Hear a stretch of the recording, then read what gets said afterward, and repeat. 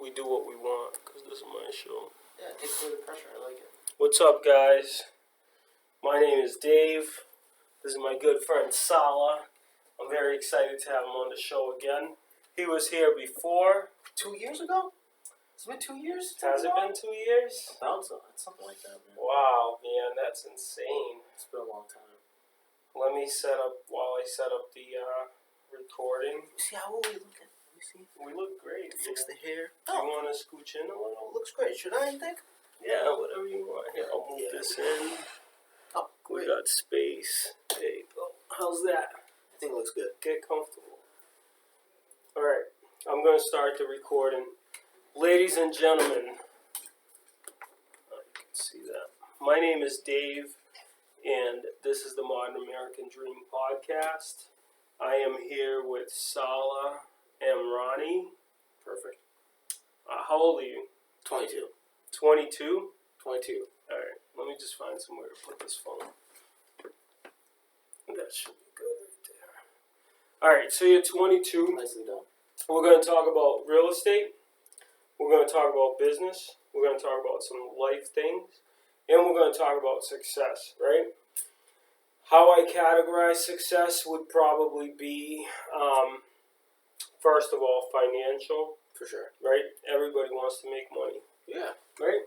Number one rule in business, stay in business, you gotta make money. Cool thing about you is, like, you used to work at Dunks. Yes, sir. All right, tell me that Dunks, story, because Mickey. I love it. So so I told you this earlier today. I put together a resume for the first time ever. Yeah. Like someone asked me to put together a resume. Yep. Never been asked that before. Did my resume. You obviously list out all your work experience. Started off 15, busboy. Mm-hmm. Then worked at a convenience store. Mm-hmm. After the convenience store, McDonald's. Yep. After McDonald's, Dunkin' Donuts. And there was a period of time, small period of time, where I had all three, Dunkin' Donuts, McDonald's, convenience store, at the same time. Oh man, does anybody work at Dunkin' Donuts? Yeah, it's a grind. It's a grind. But yeah, but right before real estate, those were the jobs I had. That was my experience and for work. You know, I obviously did a lot of hours, worked hard, but being in real estate's the first like actual professional job, right? Right. And you were at Dunks, and somebody pulled up in a Porsche. Pulled up in a Benz. It was a Pulled nice up in Benz. a Benz. Nice Benz.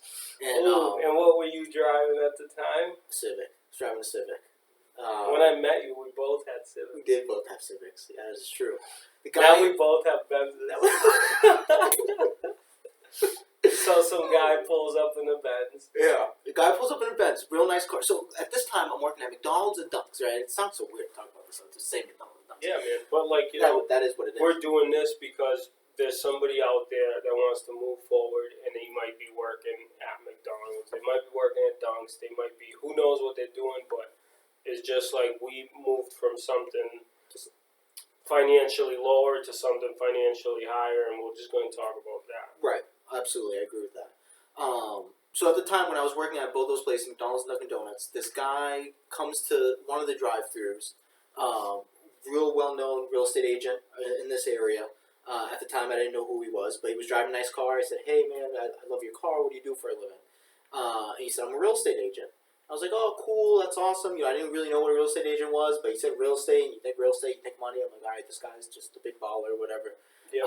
2 days later, I leave. I'm finished my shift at McDonald's. 2 days later, I go to Dunks, working again drive-thru. Same guy pulls up. Yeah. In the car. I'm like, oh my god, man! And I'd never seen him before. And then So he went to the Mickey D's. went to Mickey D's, and then he went to and Dunkin'. you were both working? Yeah, and he saw me at Wow, Dunks, that's and crazy. I was like, wow, here you are again. And we started talking. He was like, how much do you work? Blah blah blah. I told him. He was like, you should be a real estate agent. I was like, real estate agent? You don't say, like, you know, what is that? Whatever. Yeah. Found out more about what a real estate agent is, what they do. Before, I never knew there was like a middleman between buying and selling. Like that, it just never was in my mind that was a thing. But I went to, I don't know what it was, but it clicked, and I said, you know what, I'm going to try this. Went to, you know, the local real estate school and got my license. Not with working with that guy. You just, No. He just your gave me career took a path of its own. Correct. That's cool, man. And if you were to look back from now to then, do you think you could see yourself are today? No, not as fast as it happened. Not as fast. I always knew I worked super hard because I had a belief that the hard work was going to lead to something greater than what it was at the time. So I knew I had a belief in myself that I would be successful, but I didn't think it would happen at the time. I'm 18 years old, 17 years old. I didn't think it would happen when I'm 21, 22 years old. So no, not now. I didn't think it would happen as quick, but I did think it was going to happen at some point. You did think. I think number one thing is that people forget and overlook is you have to work hard. Yes. You have to get yourself to the point where, like, even it doesn't have to be real estate. It could be anything. Right. But whatever it is, you have to work hard. Unless somebody's spoon feeding you, which obviously is not the case for you. But if you do work hard, obviously there is a chance that you may reap some good benefits, right? 100%. So you get into real estate. Now, are you thinking like I want a new car? Are you thinking like I want to get a house? I think when I got into real estate, you ask any real estate agent, I think any new real estate agent, you ask them how much money do you want to make. What do they say? I don't know. 100,000. 100 grand. Every agent says they want to They make do say $100,000. Yeah. So in my mind, I was like, man, 6 figures. That would be 100,000. Like, whoa, that would be amazing. So that was it. My first year, I just wanted to make money, and my mind was, if I could make 100 grand, that would be awesome. And that's naive thinking. And it's making 100 grand in real estate. It's not hard, but it's hard. If that makes sense, especially when you're brand new. It's hard until it's not hard. Exactly. Right. Without a doubt. So that was when I got in, I was just like, you know what, this is a cool opportunity. I started learning more about, what real estate agents do, how they make money. Yeah. And I was like, this could be really good. And I was just super excited. And I was super naive. I was like, I'm going to do whatever it takes. And you didn't come from a family of realtors or investors or like any, I don't want to say positive or negative, but like positive real estate experiences. No. I grew up with a single mom. Yep. Brother. Yep. Mom came from a foreign country. Yep. With my brother. Had me when she got here. Yep. Dad was out of the picture. So just me, mom, and brother. Mom worked at a pizza shop her whole life, especially up until that age that I was at the time. Yep. No resources, never owned a home, always rented. Grew up in Haverhill. All my friends always rented. Not in an environment where anyone, was a high achiever. Everyone's on welfare, food stamps. That was just the environment that came from. Yeah. So knew nothing about the business. Had no resources. But the drive was there. The belief was there, and I think that's what carried everything through. Yeah, and you do have a good, I've known you for a while now. I feel like you have a good attitude. What do you think is the hardest part for most realtors, right? Because there are people that have gotten into the business that don't have the fast track that you're on, right? Right. And what do you think from your observations that, like, why aren't some people as successful as they want to be? Or can't break that like $100,000 mark, what do you think about that? Do you think about that? I think it's I do, because I help a lot of new agents that come into the office, and I meet all the new agents and hear everything. I think it's a lack of either clarity, lack of clarity. Like, what do they really want, and why do they really want it? Does it even matter? Like, if you set a goal, does it matter to you if you get it or not, or do you just have a goal to have a goal? It's like really knowing yourself, knowing where you are, knowing where you want to be, and then believing in each of those things. Believing in yourself, believing you can get to where you want to be. I think really the biggest problem is just like a lack of clarity. Yeah. Motivation comes and goes. You might watch a video, feel pumped, like, I'm going to do this, I'm going to do that. If there's no real clarity of like why I want to do this, here's how I'm going to do it, motivation is going to go away, and you're going to be back at square one. So I think that's the biggest thing. It's just like, why? People can make money, right? Like 1 year, but they might not be able to duplicate that the following year, right? And then they have a good year again, and then they go drop off the face of the earth, right? So what do do you think like causes those kinds of fluctuations in people's businesses? They may have had a goal where they're like, I do this and I'm good. Like, this is great.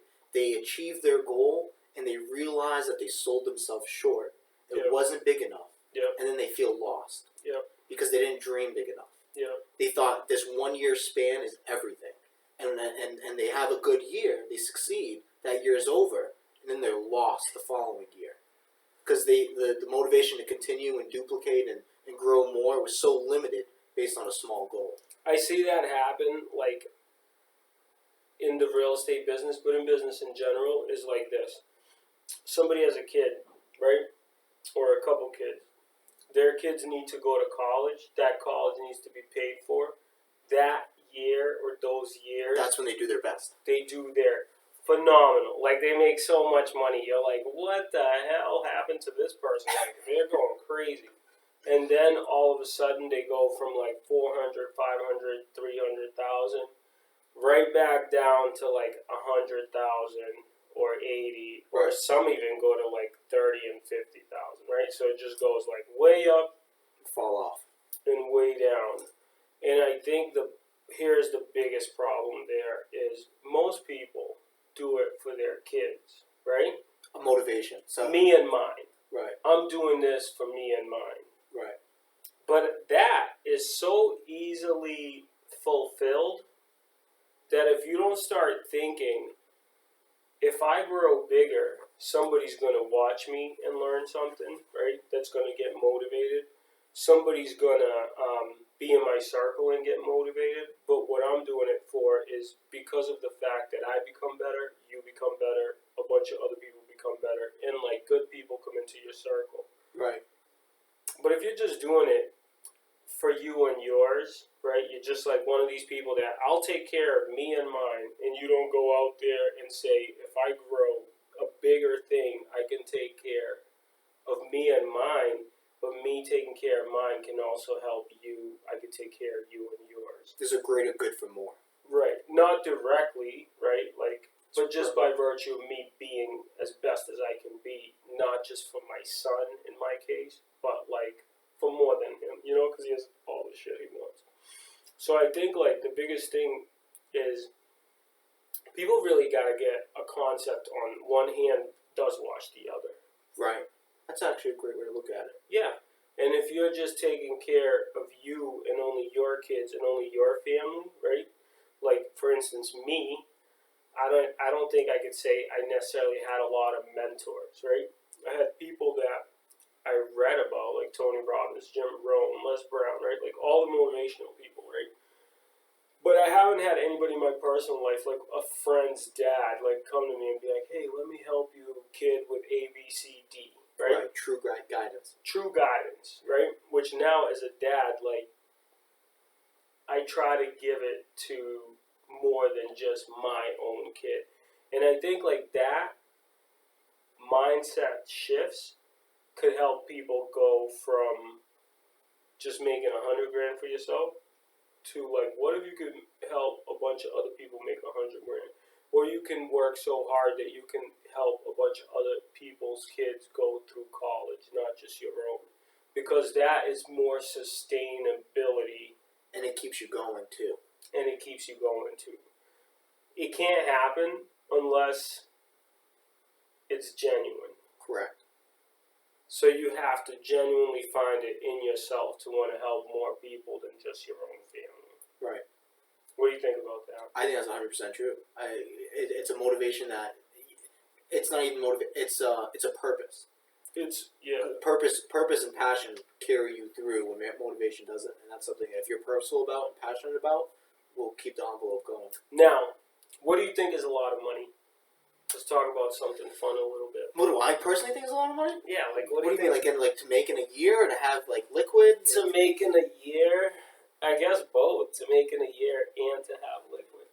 I think, in my Like, opinion, is it huge? Like, give us some numbers. Give us something to work with. and this is my opinion now, and Yeah. it could change now as a 22-year-old kid now, knowing what I know now. Yeah. I think to make $600,000-$700,000 a year, like after tax to your pocket, Mhm. that is amazing. Like Amazing. you are top of the line. You're doing really, really well. Yeah. If you're liquid, a couple of million in the bank, Yep. you are, you're also in an amazing spot.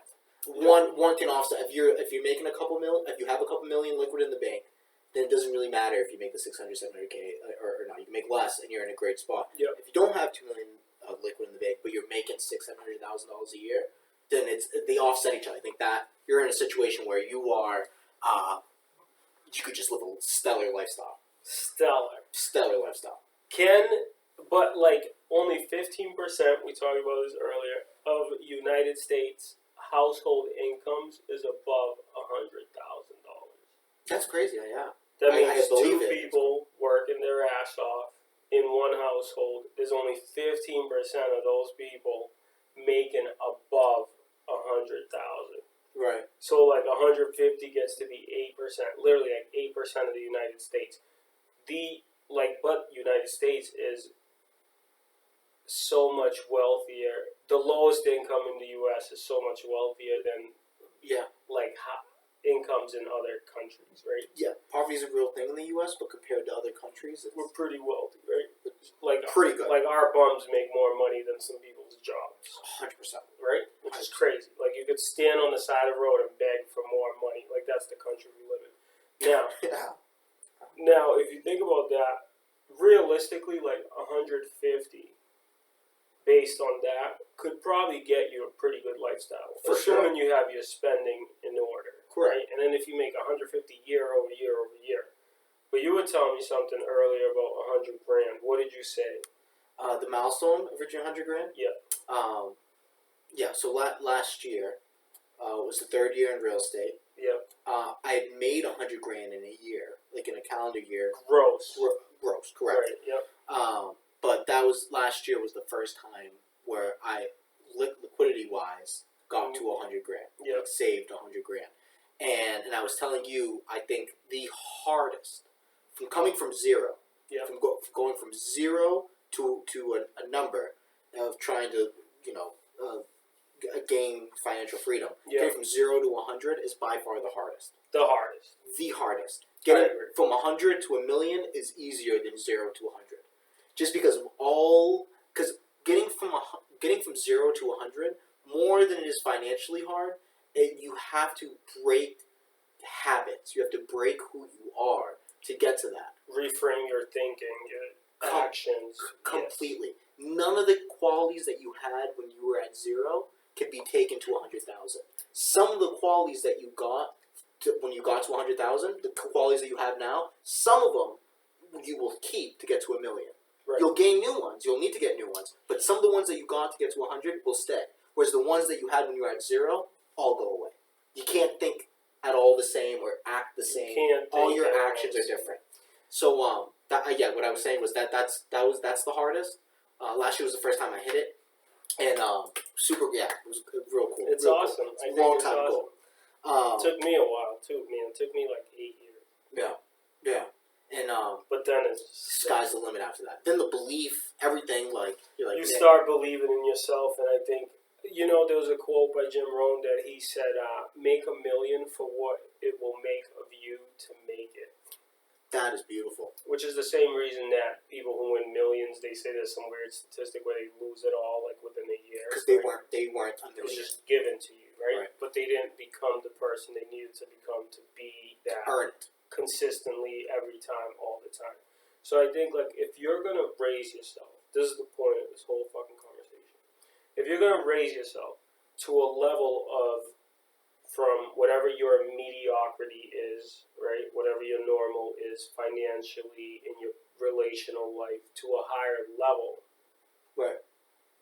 You have to let things go. Yeah. Right, without a doubt. 100%. And it sucks. It does suck. It's hard because it's like change, right? It's like shedding a snake shedding skin. I don't know how much pain that is, but it would be the same kind of concept, right? It's like withdrawals. Yeah, you have to let things go, and then you have to grow. Let it go and grow, right? Yeah. And if you do that, and you do it consistently, I think that most people will realize you can achieve your goals in almost any business, right? Do you think if it wasn't estate, you could go into another business right now? Yeah. Can you and I start a business right now and figure out a way to make it into 100,000 plus? 100%. Without a doubt. Is there a doubt in your mind? Not a single doubt. Not a single doubt in my mind, right? Yeah. Because we've gotten the habits. We've learned what's needed to do those certain things. Right. It doesn't matter what business you're in. Good business, good traits translate anywhere. Right. Like once you did it once, you could do it twice. You could do it in California. You could do it in Massachusetts. It doesn't really matter, more or less, right? As long as your environment doesn't really hinder you. Right. But to not have a hindering environment, you have to be willing to change your environment. Correct. I think that, generally speaking, for most realtors and for most people, if you want to make money, first of all, you have to think possibility, right? You can do it. Without a doubt, you can do it. The other thing, like, what do you think would slow the process down? Like, what would be the negative side? Like, what would slow people down if they want to move fast? First of all, let's just be honest. There is no fast. Yeah, everything takes time. Right? It didn't take you 3 months. No. That's fast. That'd be fast. Right. I, honest to God, my answer to that, and anytime someone asks, I always think it comes down to belief. Like, because when someone believes that they can do something, like, they will just get through all the shitty stuff. They will get through all the hard times because they believe it's going to happen. You have to get yourself to a point of, like, seeing that it is possible. Right. If I'm like, Dave, I promise you, here's a picture of it. There's a check for $1 million as soon as you walk down this 50-mile road. Yep. It's gonna suck. It's gonna be bumpy, but you're gonna do it because you believe in it. You're gonna be tired. Your legs will be shaking. You'll be doubting yourself along that walk. But because you believe it's there, you're gonna truck through it. But if you don't believe it's there, and this tough time is happening, things don't go as planned, always in business, whether it's real estate or something else, at some point you're just going to be like, you know what, this isn't for me, I'm going to do something else. Because there was no belief to carry you through. Right. What about the concept of making new friends and new associations? How does that help you move up? What do you mean by that? Like, can people, should people, like, how did we meet? We met, I was a new agent. Yep. Dave would make these videos of him cold calling. Right, just like this video. I literally think on YouTube, I went on YouTube and I said, how do real estate agents get business? Or something like that. Your video came up of you cold calling. Yep. And then you had a bunch of other videos of just talking about real estate, talking about business. And when I tell you, I still watch them all the time now. But at that time, I was like, oh my God, this is it. I reached out to you and I was like, hey man, I love your videos. I'd love to meet you. I found out you were in Andover. Yeah. And I was like, man, I'd love to meet you. I'm right here in Methuen, not too far away. Yeah. That's how we met and became friends. And how does the people that you meet like that, how does that help you? It's huge. Huge. It's so, like, especially, like, and you can 100% relate to this, coming from, like, where we come from, the people, like, your friends, awesome people, amazing people, but your friends have to change for you to proceed or progress. Right. And it really depends on who you're willing, your willingness to meet new people that are going to guide you and that you can gain from, mentally, spiritually, all that. You don't have to meet new people, but if your circle isn't moving with you, you have to do two things. Number one is you do obviously have to meet people, right? Yeah. I hope I'm not the only person. I know I'm not, right? That you reached out to, Right? Yeah. Because it would be crazy to reach out to meet one new person and not a bunch, right? You weren't the only, but you were the most influential. Thanks. Thank you. But I also think that at the end of the day, we do that too. The best way to learn is to surround yourself with people that are higher than you, and then just be humble as you possibly can. Because it is hard to stay humble when you make money. Yeah. Right? Yeah. Especially if you start walking around thinking like, hey, I probably make more money than most people around me. Right. Right? Right. So humility is one thing, but I also think like you have to be willing to get uncomfortable and go meet somebody who's doing the thing that you want, and you have to call them. And granted, like I remember you calling me. I was at a convention. Yeah. And, like I could have been. You were in Texas. Yeah, and I could have been like an a-hole, being like, stop calling me. Which, hey, sometimes I do that. Like. Right. But My entire trajectory would have changed. but I also think like you have to be willing to meet failure, and you have to be like if like you called 6 Daves and like 3 of them were like screw you, right? Right. Doesn't make that person a bad person. It just wasn't the right situation for that time. Right. But that doesn't mean you stop reaching out to How you respond is everything. Yeah, and I think like over time, the most important thing is for people to realize like yes, you can make money. Yes, you can become successful, but you're not gonna get there, especially coming from like a poorer class. Right. You're not gonna get there by doing half of the same things that you used to do. Right. Almost next to everything has to change. 100%. And if you're not willing to do that, and you're not hitting lucky strides, Yeah. it's a few simple reasons, right? Look at that light coming in hot. Wow. I feel it. Yeah, we should just end it there, man. You want it there? Yeah. You got anything else you want to say? No, not really. I think the people watching this are all people who always want to grow, and either they're in process, they're doing great, or they're just getting started. And I think the best thing to say is just keep going, have fun, enjoy the tough stuff, enjoy the good stuff. And The most important thing is outside the money, right? Money just makes it easier to. It doesn't mean you don't cry, but you might be crying in a Benz, which is different than crying in a Honda Civic. it feels better. It does feel different, without a doubt. I don't care what anybody tells me. But I do think like you have to be willing to go either alone if the people you're with aren't ready to move in that direction. You got to be ready to go alone, right? Or you got to go find a new circle. Keep positive. Work, obviously hard work. Work smart and hard, but that comes later. The smart part comes later because in the beginning you just got to work hard 100%. and do right by people because that is longevity. Yep. Don't do things that I think at the end of the day, right? We all could do things that are like maybe not malicious but ulterior motives. Yes. Like don't do that. Self-intention. Close this. Anyway, that's about it. I hope that was helpful. Salah and me have been friends for a long time now, and I think that overall, it's cool to see you grow. Obviously, Appreciate it. You must know that like not everybody that's 22. When I was 22, I was not even making like I'm successful now, but not at 22. And I think like you probably harder, more seldom for you to find people in your shoes, right? Like a self-made kind of 22-year-old. Yeah, Right? that's true. 100%. 100%. Do you feel like it's like what has been the hardest part and what has been the easiest part? The hardest part of doing well at 22? Yep. I think a lot of things have been hard. I think the hardest thing for me, I don't think was ever really like the growing the business. Like I understood what it took to grow the business. Yep. And I did it. Yep. Right? It's when the success started happening, that was really the hardest part. Because I have friends that I grew up with who Yep. love them to death.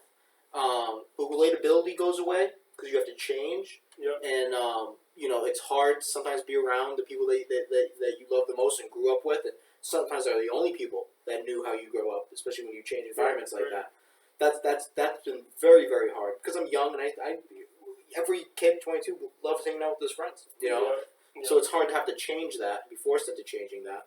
I bought my first place this past June, moved to Manchester, so now even further away from where I grew up. So definitely that's been a challenge, is having to get comfortable and used to the constant change at such a fast pace and at a young age. Yeah. That's uncomfortable. And then the second part of your question was what was the best part of it? Yeah. It's a gift and a curse, because the best part is kind of like the opposite of the worst part. The best part is that you're growing, and the things that you said you wish would happen. Yeah. And it's an amazing feeling, to hit some of those financial milestones, to say I can help my mother out whenever I need to, I can help my relatives out whenever I need to. If a friend needs help, I can either help them with guidance or whatever it is. It's a blessing and a curse. It really is. And you just gotta, for me, I just have to just find the silver lining. Yeah, and you just have to decide, like, this is how I live my life, and that's that. Exactly. Right? Like, there's no going back, or if you decide to go back, then you're not living your life like that. I'm not fulfilling what I'm supposed to be. Yeah, I think that, yeah, that's pretty much it. At the end of the day, like, you do have to make those decisions, right? You Yeah. could stay the same. What is that quote? Like, you could suffer the pain of discipline or whatever. Is it you could suffer pain of growing, or suffer the pain of not growing? It's something along those lines. Either way, it's hard to grow and it's hard to stay the same. They're either both painful, way, but do the better one. It's gonna suffer, right? Right. It's not gonna be completely like cakewalk-ish, Right. right? But from a standpoint of making money, I think outside of just business, if you become a better person and you do better things, inevitably you will be able to make more money. 100%. Right? 100%. Now, are there scummy people that make money? Yes. Are there good people that make money? Yes. Are there scummy people that are poor? For sure. Yeah. Are there good people that are poor? 100%. Money has no, like, it doesn't determine who you are. But it can if you're not careful. Yes. Right? Yes. It can expose you. It can. Yeah, like the more money you get, like different parts of my life when I used to get money, I used to feel like a certain like egotistical. It's normal part especially of in the beginning, you know what I mean? But I think like over time you just learn that money's nice, but who you are is almost irrelevant of money. Who you are as a person and how you treat people is almost irrelevant of money, because you see rich assholes and you see poor assholes. 100%. Rich nice people and poor nice people. I just think if you're a nice rich person, you can help more people. 100%.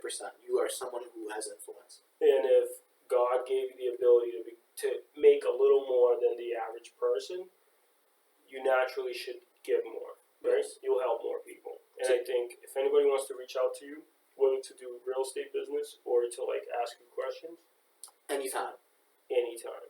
You want to tell them how to reach you? You can call me 978-457-3571 or email me s.amrani@kw. Can you link it on the video, my email? Yeah, I'll add it. That'll be perfect. Yeah, anytime. I mean, I love these conversations. I love these talks. It's what makes me, I love David because he was someone who was able to have these conversations.